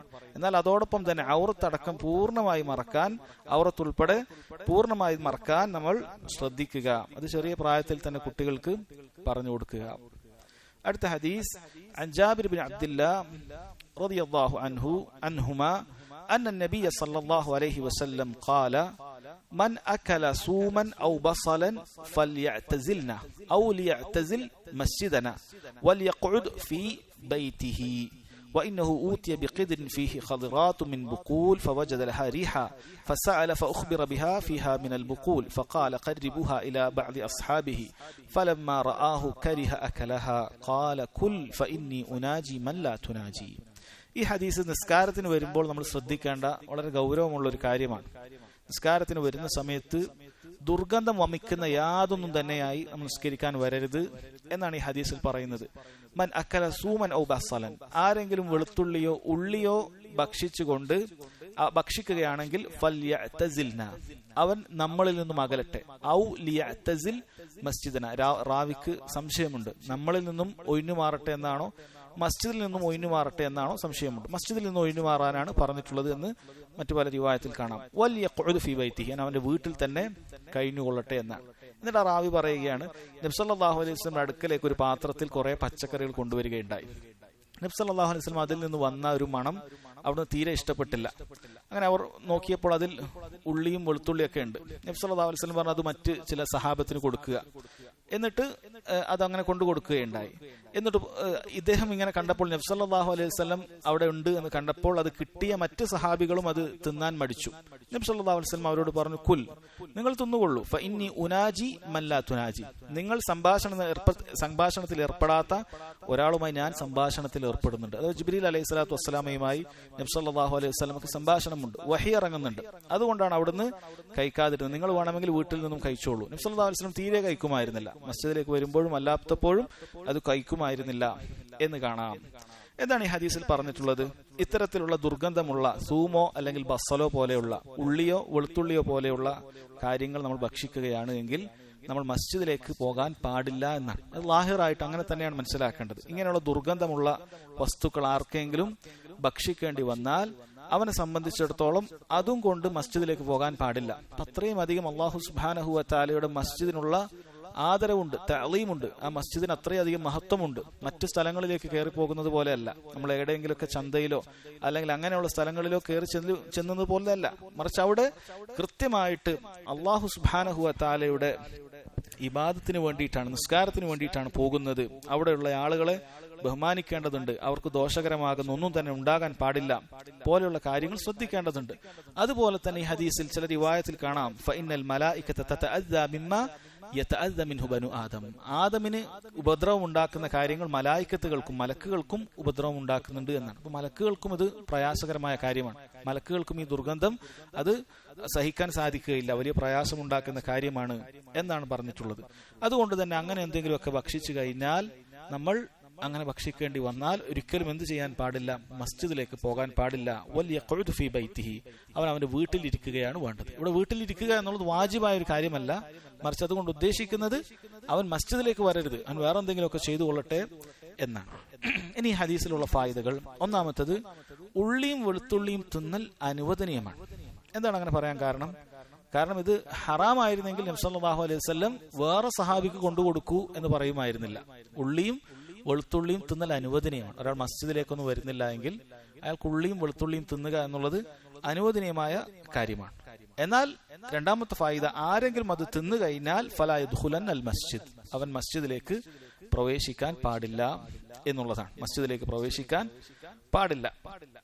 അതുപോലെ തന്നെയാണ് പണ്ഡിതന്മാർ പറഞ്ഞിട്ടുള്ളത്, ഇതേപോലെയുള്ള സിഗരറ്റുകൾ, ഇങ്ങനെ മോശം മണമുണ്ടാക്കുന്ന മറ്റ് ലഹരികൾ, ഇതെല്ലാം ഒന്നാമത് ഹറാമാണ്, അത് യാതൊരു സംശയവുമില്ല. പക്ഷേ അത് കഴിക്കുന്നത് ഹറാമാണെന്നതുപോലെ തന്നെയാണ് അതും കൊണ്ട് മസ്ജിദിലേക്ക് കയറി വരിക എന്നുള്ളതും മറ്റൊരു ഹറാമാണ്, വേറൊരു ഹറാമാണ്. മറ്റുള്ള ആളുകളെ കൂടി ബുദ്ധിമുട്ടിക്കുക എന്നുള്ളതാണ്. ഇവിടെ കേവലം ഉള്ളി വെളുത്തുള്ളി എന്ന് പറയുന്ന വസ്തുക്കൾക്ക് ഉള്ള എന്തെങ്കിലുമൊക്കെ കാര്യം കൊണ്ടല്ല പറയുന്നത്. അത് ദാത്തിയായിട്ട് അതിന്റെ സത്ത ഹലാൽ തന്നെയാണ്. പക്ഷെ അതിൽ നിന്നുണ്ടാകുന്ന ദുർഗന്ധമാണ് ഇവിടെ വിഷയം. അതുകൊണ്ട് തന്നെ ഇതേപോലെയുള്ള എന്ത് ദുർഗന്ധമായാലും, അത് ഉള്ളിയാകട്ടെ വെളുത്തുള്ളിയാകട്ടെ, ദുർഗന്ധമുണ്ടാക്കുന്ന എന്ത് കാര്യമായാലും, അത് സ്വന്തം ശരീരത്തിൽ ഉണ്ടാകുന്ന വേർപ്പുകളും മറ്റുമൊക്കെയുള്ള അങ്ങനെയുള്ള ദുർഗന്ധമാകട്ടെ, ആ ദുർഗന്ധത്തോടുകൂടി മസ്ജിദിലേക്ക് വരാൻ പാടില്ല എന്നതാണ് ഈ ഹദീസിന്റെ ഉദ്ദേശം തന്നെ. അതുകൊണ്ടാണ് പണ്ഡിതന്മാർ പറഞ്ഞിട്ടുള്ളത്, ഒരാളുടെ ശരീരത്തിൽ അങ്ങേയറ്റം ദുർഗന്ധമുള്ള വസ്ത്രങ്ങളോ മറ്റോ അയാൾക്ക് ഉണ്ടായി, അങ്ങനെയുള്ള ജോലികളോ മറ്റോ ഏർപ്പെട്ടാൽ അയാളെ സംബന്ധിച്ചിടത്തോളം ആ വക്തിലേക്ക് മസ്ജിദിലേക്ക് വരേണ്ടതില്ല എന്നാണ്. മറിച്ച് അയാൾ എന്താണ് ചെയ്യേണ്ടത്? അങ്ങനെ ഒരു അവസ്ഥയിൽ എത്തിപ്പെട്ടാൽ അയാൾക്ക് വീട്ടിൽ പോയി കുളിച്ചു മാറ്റി വരാൻ സാധിക്കുമെങ്കിൽ അങ്ങനെ ചെയ്യുക. അതല്ല എങ്കിൽ മസ്ജിദിലേക്ക് വരാതിരിക്കുക, ആളുകളെ പ്രയാസപ്പെടുത്താതിരിക്കുക എന്ന് പറഞ്ഞതായി കാണാൻ സാധിക്കും. എന്നാൽ ഒരാൾ നിസ്കാരത്തിൽ നിന്നും ജമാഅത്തിൽ നിന്നും രക്ഷപ്പെടുന്നതിന് വേണ്ടി ആ സമയമാകുമ്പോൾ ഉള്ളിയും വെളുത്തുള്ളിയും തിന്നിട്ട് മസ്ജിദിലേക്ക് വരാതിരിക്കാൻ പാടുണ്ടോ? അത് പാടില്ല. അയാൾ അങ്ങനെ ചെയ്യുകയാണ് എങ്കിൽ അത് ഹറാമായി തീരും. അങ്ങനെ ഉള്ളിയും വെളുത്തുള്ളിയും തിന്നുന്നത് അത് ഹറാമായി തീരും. കാരണം വാജിബായ ഒരു കാര്യത്തിൽ നിന്നും ഒഴിഞ്ഞു മാറാനാണ് ഒരാൾ ആ പ്രവൃത്തി ചെയ്യുന്നത്. അത് പാടില്ല. ഇത് ഏതുപോലെയാണ്? റമദാൻ മാസത്തിൽ ഒരാൾക്ക് നോമ്പെടുക്കാൻ അയാൾക്ക് മടിയാണ്. അപ്പോൾ അയാൾ ഒരു യാത്ര അങ്ങ് തീരുമാനിക്കുകയാണ്. അങ്ങനെ യാത്ര ഉണ്ടായിട്ടൊന്നല്ല. റമദാൻ മാസത്തിൽ അങ്ങനെ വെറുതെ ഒരു യാത്ര, ഒരാഴ്ച യാത്ര, രണ്ടാഴ്ച യാത്ര, അങ്ങനെ യാത്ര ചെയ്യുക. എന്നിട്ട് റമദാൻ മാസത്തിൽ അയാൾക്ക് നോമ്പെടുക്കുന്നതിൽ നിന്നും ഒഴിഞ്ഞു മാറാനുള്ള തന്ത്രമായി ചെയ്യുകയാണ് എങ്കിൽ ആ യാത്ര ഹറാമായി തീരും. കാരണം അയാൾ അതിനു വേണ്ടിയിട്ടാണ്, റമദാൻ മാസത്തിൽ നോമ്പെടുക്കാതിരിക്കാൻ വേണ്ടിയിട്ടാണ് അയാൾ അങ്ങനെ ചെയ്യുന്നത്. അത് പാടില്ല. അതേപോലെ തന്നെ മസ്ജിദിലേക്ക് ജമാഅത്തിന് വരണ്ട എന്ന ഉദ്ദേശത്തിൽ ഒരാൾ ഇങ്ങനെ മനഃപൂർവ്വം ചെയ്യുകയാണ് എങ്കിൽ അതങ്ങനെ തിന്നുന്നത് അത് ഹറാമായി തീരും. മറിച്ച് അയാൾ അത് ഉപേക്ഷിച്ച് മസ്ജിദിലേക്ക് വരികയാണ് വേണ്ടത്. മറ്റൊരു ഫായിദ, നാലാമത്തെ ഫായിദ, തഅലീമുൽ മസാജിദ്, മസ്ജിദുകളെ ആദരിക്കുക, ബഹുമാനിക്കുക എന്ന കാര്യം ഇതിലുണ്ട്. ഇതെല്ലാ കാര്യത്തിൽ നിന്നും ബഹുമാനിക്കേണ്ടതാണ്. മസ്ജിദിൽ ഒരു രൂപത്തിലുള്ള മാലിന്യങ്ങളും ഉണ്ടാക്കാൻ പാടില്ല, ശബ്ദങ്ങൾ ഉണ്ടാക്കാൻ പാടില്ല. അതേപോലെ തന്നെ അവിടെ ഇത്തരത്തിലുള്ള ദുർഗന്ധങ്ങളുള്ള വസ്തുക്കളുമായി ചെല്ലാൻ പാടില്ല. കാരണം മസ്ജിദുകൾ എന്ന് പറയുന്നത് മലായിക്കത്തുകൾ ഉണ്ടാകുന്ന സ്ഥലമാണ്. അല്ലാഹു സുബ്ഹാനഹു വ തആലയുടെ മലായിക്കത്തുകൾ ആ മസ്ജിദുകളിലുണ്ട്. ആ മസ്ജിദുകൾ ഇവിടെ സന്നിഹിതരാണ്. അവർ ഓരോ നിസ്കാരത്തിന് വരുന്ന ആളുകൾ, നിസ്കാരത്തെ കാത്തിരിക്കുന്ന ആളുകൾ, അവർക്ക് വേണ്ടി അല്ലാഹുമ്മ ഗ്ഫിർ ലഹു എന്ന് പ്രാർത്ഥിക്കുന്നുണ്ട്. ഇൽമിന്റെ സദസ്സുകൾ ഉണ്ട് എങ്കിൽ മലായിക്കത്തുകൾ അവിടെ സന്നിഹിതരാണ്, അവർക്ക് വേണ്ടി പ്രാർത്ഥിക്കുന്നുണ്ട്. ഇതൊക്കെ സ്വഹീഹായ ഹദീസിൽ സ്ഥിരപ്പെട്ടിട്ടുള്ളതാണ്. അതുകൊണ്ട് തന്നെ മസ്ജിദുകളിൽ അത് ശ്രദ്ധിക്കുക. ഫത്വയ്യിബാതു ലിത്വയ്യിബീൻ എന്നാണ് പറഞ്ഞിട്ടുള്ളത്. ത്വയ്യിബായ കാര്യങ്ങൾ അത് ത്വയ്യിബായ ആളുകൾക്കാണ്. അതുകൊണ്ട് നല്ല വസ്ത്രത്തിലും നല്ല രൂപത്തിലുമാണ് നമ്മൾ മസ്ജിദിലേക്ക് എത്തേണ്ടത്. അതേപോലെ തന്നെ മോശം കാര്യങ്ങളും ഇതൊക്കെ എവിടെയാണ് ഉണ്ടാവുക? അത്തരമുള്ള സ്ഥലങ്ങളിൽ പിശാചാണ് ഉണ്ടാകുക. ടോയ്ലറ്റ് പോലെയുള്ള മാലിന്യങ്ങൾ കൂടി കലരുന്ന സ്ഥലങ്ങളിൽ അവിടെ പിശാച് ഉണ്ടാകും. അതുപോലെ മസ്ജിദ് പോലെയുള്ള നല്ല സ്ഥലങ്ങളിൽ മലായിക്കത്തുകളും ഉണ്ടാകും. മലായിക്കത്തുകളുള്ള നല്ല ആളുകളുള്ള സാലിഹ്യങ്ങളുള്ള സ്ഥലത്തേക്കാണ് വരുന്നത് എന്നുള്ള ബോധം നമുക്കുണ്ടാകണം. അടുത്ത ഫായിദ, അടുത്തതായി അദ്ദേഹം ഒരു ഖിയാസ് പറയുകയാണ്. ഹൽ യുഖാസു അലാ ഹാദാ മൻ ഫീഹി റായിഹത്തുൻ കരീഹത്തുൻ ഖിൽഖതൻ. പ്രകൃതിയാൽ തന്നെ വളരെ വേർപ്പും ദുർഗന്ധവും ഒക്കെ ഉള്ള ഒരാളുടെ വിഷയത്തിലും ഇത് ഖിയാസാക്കാൻ പറ്റുമോ എന്നാണ് ഷെയ്ഖ് ഇബ്നു ഉസൈമീൻ റഹിമഹുല്ലാഹ് പറയുന്നു. അസ്സഹീഹു അന്നഹു യുഖാസു അലൈഹി. സഹിഹായിട്ട് ഉള്ള അഭിപ്രായം, ശരിയായ അഭിപ്രായം അങ്ങനെ ചെയ്യാമെന്നാണ്. ഒരാൾക്ക് ശരീരത്തിൽ നിന്ന് അങ്ങനെ ഭയങ്കര ദുർഗന്ധം വരുന്ന ഒരു അവസ്ഥ ഒരാൾക്കുണ്ട് എങ്കിൽ അത് അയാളുടെ വായിൽ നിന്നാകട്ടെ, അതല്ലെങ്കിൽ മൂക്കിൽ നിന്നാകട്ടെ, അല്ലെങ്കിൽ കക്ഷത്തിൽ നിന്നാകട്ടെ, അങ്ങനെ അങ്ങേയറ്റം ദുർഗന്ധം ഒരാൾക്ക് വരുന്നുണ്ട് എങ്കിൽ അയാളെ സംബന്ധിച്ചിടത്തോളം അയാളോട് മസ്ജിദിൽ നിസ്കരിക്കേണ്ടതില്ല എന്ന് പറയാമെന്നാണ്. അപ്പോൾ അദ്ദേഹം പറയുകയാണ്, അപ്പോൾ എങ്ങനെയാണ് നമുക്ക് അങ്ങനെ പറയാൻ സാധിക്കുക? കാരണം അള്ളാഹു പറഞ്ഞല്ലോ, ഒമൻ അദ്ലമു മിമ്മൻ മനഅ മസാജിദല്ലാഹ് അൻ യുദ്കറ ഫീഹാ ഇസ്മുഹു. അള്ളാഹുവിന്റെ നാമം സ്മരിക്കപ്പെടുന്ന മസ്ജിദിൽ നിന്നും ആളുകളെ തടയുന്നവനേക്കാളും ഏറ്റവും വലിയ അക്രമി ആരുണ്ട് എന്ന് അള്ളാഹു താല ചോദിച്ചല്ലോ. അപ്പൊ നമുക്ക് അവരോട് പറയാനുള്ള മറുപടി അദ്ദേഹം പറയുന്നത്, നമ്മൾ ഒരിക്കലും തന്നെ മസ്ജിദിലേക്ക് വരുന്നത് അയാളോട് തടഞ്ഞിട്ടില്ല, മറിച്ച് ഈ ദുർഗന്ധവുമായി വരുന്നതാണ് തടഞ്ഞിട്ടുള്ളത്. അതുകൊണ്ട് തന്നെ ഇങ്ങനെ ചെയ്യുന്ന സമയത്ത് ഒരു പക്ഷേ അയാൾ അതിനു വേണ്ടിയിട്ടുള്ള മുആലജത്ത്, ട്രീറ്റ്മെന്റുകൾ ചെയ്യും. കാരണം സല്ലല്ലാഹു അലൈഹി വസല്ലം പറഞ്ഞത് ലികുല്ലി ദാഇൻ ദവാ, എല്ലാ രോഗങ്ങൾക്കും ചികിത്സയുണ്ട് എന്നാണ്. അങ്ങനെ ഒന്നും ഇല്ല എങ്കിലോ അയാൾ ശ്രദ്ധിക്കുകയില്ല, അയാൾ അതിന് ഗവൺമെന്റ് ആയിട്ട് അങ്ങനെ തന്നെ വരും. അപ്പോൾ അങ്ങനെ കൃത്യമായിട്ട് തന്നെ അയാളോട് ആ നിലയിൽ അത് പഠിപ്പിക്കപ്പെട്ടാൽ അയാൾ അത് കൃത്യമായി ശ്രദ്ധിക്കും. ഞാൻ മസ്ജിദിലേക്കാണ് വരുന്നത്, മറ്റു രോഗങ്ങളൊക്കെ ശ്രദ്ധിക്കുന്നത് പോലെ തന്നെ എന്റെ വായയുടെ ദുർഗന്ധമാകട്ടെ, അതല്ലെങ്കിൽ മറ്റു സ്ഥലങ്ങളിൽ ഉണ്ടാകുന്ന ദുർഗന്ധമാകട്ടെ, അത് നന്നായി മാറ്റിയിട്ട് വേണം മസ്ജിദിലേക്ക് വരാൻ എന്നുള്ള ബോധം അയാൾക്ക് ഉണ്ടാവുകയും അയാൾ അത് ചികിത്സിക്കുകയും ചെയ്യും. അതുകൊണ്ട് അയാളോട് അങ്ങനെ തന്നെ പറയാം. അത് അങ്ങനെയാണ് വേണ്ടത്. ഇബ്നു ഉസൈമീൻ റഹിമഹുല്ലാഹ് അദ്ദേഹം പറഞ്ഞതായി കാണാൻ സാധിക്കും. ഇനി ഇവിടെ പറഞ്ഞിട്ടുള്ളത് ചില ആളുകൾക്ക് മുബാഹായ കാര്യങ്ങൾ ചില ആളുകൾക്ക് അത് മുബാഹായിക്കൊള്ളണമെന്നില്ല. ചില ആളുകൾക്ക് അനുവദനീയമായ കാര്യം ചില ആളുകൾക്ക് അനുവദനീയമായി കൊള്ളുന്നില്ല. ഇവിടെ നബി സല്ലല്ലാഹു അലൈഹി വസല്ലം ഇത് കഴിക്കുന്നില്ല, മറിച്ച് സഹാബിയോട് കഴിക്കാൻ പറയുകയും ചെയ്തു. കാരണം നബി സല്ലല്ലാഹു അലൈഹി വസല്ലം ജിബ്രീലുമായി അഭിസംബോധന അല്ലെങ്കിൽ സംസാരം നടത്തുന്ന ആളാണ്. ജിബ്രീൽ അലൈഹിസ്സലാം പല കാര്യങ്ങൾ ചോദിക്കും, വഹി ഇറങ്ങും, അത് കേൾക്കും, സംസാരിക്കും. അതുകൊണ്ട് തന്നെ അവിടുന്ന് അത് സ്വന്തമായി അത് ഹലാലായി കണ്ടിട്ടില്ല, എന്നാൽ സഹാബത്തിന് അത് കാണുകയും ചെയ്തു. ഇത് ശരീരത്തിലുള്ള ഒരു തത്വമാണ്. പണ്ഡിതന്മാർ പറഞ്ഞതായി കാണാൻ സാധിക്കും. ചില കാര്യങ്ങൾ, ഉദാഹരണമായി ഇബ്നു ഹുസൈം റഹിമഹുല്ലാഹ് പറയുകയാണ്, അൽ ഹൽവ ഹലാൽ, മധുരമുള്ള ഹൽവയും അങ്ങനെയുള്ള കാര്യങ്ങളൊക്കെ ഹലാലായ കാര്യമാണ്. നബി സല്ലല്ലാഹു അലൈഹി വസല്ലം അത് ഇഷ്ടപ്പെട്ടിരുന്നു. എന്നാൽ ഒരാൾക്ക് ഷുഗറിന്റെ അങ്ങേയറ്റത്തെ രോഗമുണ്ട് എന്ന് വിചാരിക്കുക, നല്ല ഷുഗർ പേഷ്യന്റ് ആണ്, ഡോക്ടർ പറഞ്ഞു ഇനി ഈ മധുരം കഴിക്കുകയാണ് എങ്കിൽ അങ്ങേയറ്റം പ്രയാസം നിങ്ങൾക്കുണ്ടാകും. ചിലപ്പോൾ കടുത്ത മരണം വരെയൊക്കെ സംഭവിക്കാവുന്ന വലിയ പ്രയാസങ്ങളിലേക്ക് നിങ്ങളുടെ ജീവിതം എത്തുമെന്ന് പറഞ്ഞാൽ അയാളെ സംബന്ധിച്ചിടത്തോളം പിന്നീട് അത് കഴിക്കുക എന്നുള്ളത് പാടില്ലാത്ത കാര്യമാണ്. അത് ഗൗരവത്തിന്റെ കാര്യത്തിനനുസരിച്ചിരിക്കും. നമ്മളത് ഒരിക്കലും നിസ്സാരമായി കാണാൻ പാടില്ല. കാരണം ശരീരത്തിൽ ഒരു നിയമമുണ്ട്, നമ്മുടെ ശരീരത്തിനെ കൊല്ലുന്ന രൂപത്തിലുള്ള പ്രവർത്തനങ്ങൾ ചെയ്യാൻ പാടില്ല. വലാ തഖ്തുലു അൻഫുസകും, നിങ്ങൾ നിങ്ങളുടെ ശരീരത്തിനെ കൊല്ലാൻ പാടില്ല എന്ന് അല്ലാഹു തആല പറഞ്ഞതാണ്. അപ്പോൾ അത് ഒരു അസ്ലിയായിട്ട് ഹലാലായ കാര്യം തന്നെയാണ്. പക്ഷെ ചില ആളുകൾക്ക് ചിലത് ഉപയോഗിക്കുന്നത് പാടില്ല. അതേപോലെ തന്നെ മറ്റ് മാംസത്തിന്റെയും അതേപോലെയുള്ള കാര്യങ്ങളൊക്കെ ഷെയ്ഖ് ഇബ്നു ഉസൈമീൻ റഹിമഹുല്ലാഹ് പറയുന്നു.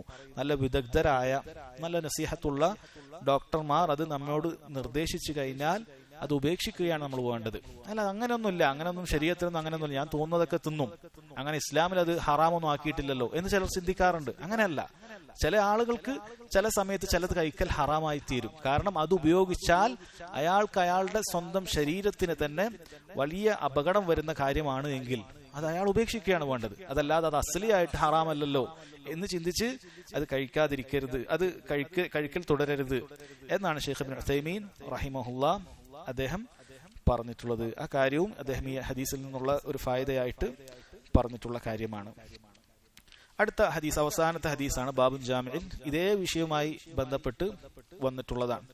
അൻ ജാബിർ ബിൻ അബ്ദുല്ലാഹ് അൻ നബി സല്ലല്ലാഹു അലൈഹി വസല്ലം മൻ അകല البصل والثوم والكراس فلا يقربن مسجدنا فإن الملائكة تتأذى مما يتأذى منه بنو آدم. ആരെങ്കിലും വെളുത്തുള്ളിയോ ഉള്ളിയോ അതേപോലെയുള്ള ദുർഗന്ധം വമിക്കുന്ന വസ്തുക്കളോ കഴിച്ചാൽ ഫല യഖ്റബന്ന മസ്ജിദന, അവൻ നമ്മുടെ മസ്ജിദുകളിലേക്ക് വരാതിരിക്കട്ടെ, അടുക്കാതിരിക്കട്ടെ. ഫഇന്നൽ മലായികത തതഅദ്ദാ മിമ്മ യതഅദ്ദാ മിൻഹു ബനു ആദം, മനുഷ്യന് ഉപദ്രവം ഉണ്ടാക്കുന്ന കാര്യങ്ങൾ അത് മലായികത്തുകൾക്കും ഉപദ്രവം ഉണ്ടാക്കുന്നുണ്ട് എന്നാണ്. അപ്പൊ ഒരുപോലെ മനുഷ്യനെയും മലക്കുകളെയൊക്കെ ഉപദ്രവിക്കുന്ന കാര്യമാണ് ഇത്തരത്തിലുള്ള വസ്തുക്കൾ കഴിച്ചു വരുന്നത്. അപ്പോൾ ഷെയ്ഖ് ഇബ്നു ഉസൈമീൻ റഹിമഹുല്ലാഹ് അദ്ദേഹം പറയുന്നു, അപ്പൊ ആർക്കെങ്കിലും അങ്ങനെ ഭയങ്കരമായ ആഗ്രഹം ഉള്ളിയും വെളുത്തുള്ളിയൊക്കെ തിന്നണം എന്ന് തോന്നിയാൽ, അതിനോട് അങ്ങേയറ്റം താല്പര്യം തോന്നിയാൽ എന്ത് ചെയ്യട്ടെ? അവൻ ഹദീസിൽ വന്നതുപോലെ ഫമൻ അകലഹുമാ ഫൽയുമിത്ഹുമാ തബ്ഖൻ, പാചകം ചെയ്തുകൊണ്ട് അതിനെ മരിപ്പിക്കട്ടെ, അഥവാ പാചകം ചെയ്തുകൊണ്ട് അതിന്റെ ആ ഒരു പ്രയാസം, മണം, ദുർഗന്ധം അത് ഒഴിവാക്കിക്കൊള്ളട്ടെ എന്നാണ്. അതുകൊണ്ട് തന്നെ ഉള്ളിയും വെളുത്തുള്ളിയും ഒക്കെ പാചകം ചെയ്ത അവസ്ഥയിൽ ഒരാൾ ഭക്ഷിക്കുകയാണ് എങ്കിൽ അതിൽ തെറ്റില്ല. കാരണം അതിന്റെ ദുർഗന്ധം അത് പോയിട്ടുണ്ടാകും. ദുർഗന്ധം പോകുക എന്നുള്ളതാണ് ഇവിടെ വിഷയം, അതല്ലാതെ ഉള്ളിയോ വെളുത്തുള്ളിയോ തിന്നുക എന്നുള്ളതല്ല. ഒരാൾക്ക് ഒരു ദുർഗന്ധവും ഇല്ലാത്ത ഒരു വസ്തുവാണ്, അങ്ങനെ ഉള്ളിയാണ് കിട്ടുന്നത്, അതിൽ യാതൊരു കുഴപ്പവുമില്ല, അങ്ങനെ വരാത്തതാണ് എങ്കിൽ അതിനല്ല കുഴപ്പം. മറിച്ച് കുഴപ്പം അത് തിന്നിട്ട് ദുർഗന്ധവുമായി വരുന്നതിലാണ്. അതേപോലെ തന്നെ ഉള്ളി അല്ലാത്ത ഒരു വസ്തു ഒരാൾ കഴിച്ചു എന്നിട്ട് അതിൽ ദുർഗന്ധം ഉണ്ടായാൽ അതും പ്രശ്നമാണ്. കാരണം ഉള്ളിയെ വിരോധിച്ചത് അതിനൊരു ഇല്ലത്തുള്ളത് കൊണ്ടാണ്. ദുർഗന്ധം എന്ന് പറയുന്ന കാര്യം അതിലുണ്ട്. അതുകൊണ്ട് തന്നെ മറ്റേതൊരു വസ്തുവും അത് കഴിച്ചിട്ട് മസ്ജിദിലേക്ക് വന്നാൽ ആളുകൾക്കൊക്കെ വല്ലാത്ത ദുർഗന്ധം അവൻ ഉണ്ടായാൽ അയാൾ അത് ഒഴിവാക്കുകയാണ് വേണ്ടത്. അങ്ങനെ വല്ലതും കഴിക്കേണ്ടി വന്നാൽ ആ സമയത്ത് മസ്ജിദിലേക്ക് വരാതിരിക്കുക. അയാൾ മനഃപൂർവ്വം ഒന്നും അല്ല അങ്ങനെ കഴിച്ചത് എങ്കിൽ അയാൾക്ക് ഉദ്റുണ്ടാകും എന്ന് പണ്ഡിതന്മാർ പറഞ്ഞതായി കാണാൻ സാധിക്കും. ഇനി അദ്ദേഹം ഒരു ചോദ്യമായി ചോദിക്കുന്നത്, ആരെങ്കിലും ഒക്കെ നമ്മളങ്ങനെ നിസ്കരിക്കുന്ന സമയത്ത് ഇങ്ങനെ ദുർഗന്ധമുള്ള വസ്തുവുമായി വന്നാൽ നമുക്ക് ചിലപ്പോൾ നിസ്കരിക്കാൻ സാധിക്കില്ല. അത്രയും വലിയ ദുർഗന്ധമായിരിക്കും ഇയാളുടെ ഓരോ നിശ്വാസത്തിലൂടെയും പുറത്തേക്ക് വരുന്നത്. അപ്പൊ അങ്ങനെയുള്ള സമയത്ത് ഞാൻ എന്താണ് ചെയ്യേണ്ടത് എന്നാണ് ഷെയ്ഖ് ഇബ്നു ഉസൈമീൻ റഹിമഹുല്ലാഹ് പറയുന്നത്. ലക അൻ തൻഫസില അനിസ്സലാ, നിനക്ക് വേണമെങ്കിൽ നിസ്കാരത്തിൽ നിന്നും കൈയഴിച്ചു പോകാം. എന്നിട്ട് വതദ്ഹബ ഇലൽ ജാനിബിൽ ആഖിർ, മറ്റൊരു ഭാഗത്തേക്ക് വേണമെങ്കിൽ നിസ്കരിക്കാൻ കൈകെട്ടാം. ചില സമയത്തൊക്കെ, പലപ്പോഴും ഉണ്ടായിക്കൊള്ളുന്നില്ല, ചില സമയത്തൊക്കെ ചിലപ്പോൾ നിസ്കരിക്കാൻ അങ്ങനെ ആരെങ്കിലും ഒക്കെ വന്നു നിന്നാൽ നമുക്ക് പിന്നീട് ഒരു ശ്രദ്ധയും ഉണ്ടാവുകയില്ല. കാരണം നിസ്കാരം എന്ന് പറഞ്ഞാൽ നമ്മൾ മുമ്പേ പറഞ്ഞു, ഖുശൂആണ് അതിന് ഏറ്റവും പ്രധാനം. നമുക്ക് അവിടെ പറയുന്ന കാര്യങ്ങളും അള്ളാഹുവിനോട് സംസാരിക്കുന്നതാണ്, അതല്ലാതെ എങ്ങനെയെങ്കിലൊക്കെ പൂർത്തിയാക്കുക എന്നുള്ളതല്ല. അപ്പോൾ നമുക്ക് ഒരു നിരക്കും അവിടെ അങ്ങനെ നിസ്കരിക്കാൻ പറ്റാത്ത ദുർഗന്ധമുള്ള ഒരാൾ വന്ന്, അങ്ങനെയുള്ള ഒരാൾ വന്ന് നിന്നാൽ നമുക്ക് വേണമെങ്കിൽ കൈ അയച്ചുകൊണ്ട് മറ്റേ ഭാഗത്തേക്ക് പോയി, സഫിന്റെ മറ്റേ ഭാഗത്തേക്ക് പോയി നിൽക്കാം. അതിൽ തെറ്റില്ല എന്ന് അദ്ദേഹം പറഞ്ഞതായി കാണാൻ സാധിക്കും. ഇതാണ് ഈ ഹദീസിൽ നിന്നുള്ള പ്രധാനപ്പെട്ട ഫായിദ. ഇൻഷാ അല്ലാഹ് അടുത്ത അധ്യായം ബാബു തശഹുദ് ആണ്. അത് നമുക്ക് അടുത്ത ക്ലാസ്സിൽ വായിക്കാം. അല്ലാഹു സുബ്ഹാനഹു വ തആല വായിക്കുന്ന കാര്യങ്ങൾ അത് ഉൾക്കൊള്ളാനും അതനുസരിച്ച് നമ്മുടെ ഇബാദത്തുകൾ ക്രമീകരിക്കാനും തൗഫീഖ് നൽകുമാറാകട്ടെ. വല്ലാഹു തആല അഅലം വസല്ലല്ലാഹു അലാ നബീന മുഹമ്മദ് വഅലാ ആലിഹി വസഹ്ബിഹി വസല്ലം. സുബ്ഹാനക അല്ലാഹുമ്മ വബിഹംദിക അഷ്ഹദു അൻ ലാ ഇലാഹ ഇല്ലാ അൻത അസ്തഗ്ഫിറുക വഅതൂബു ഇലൈക്.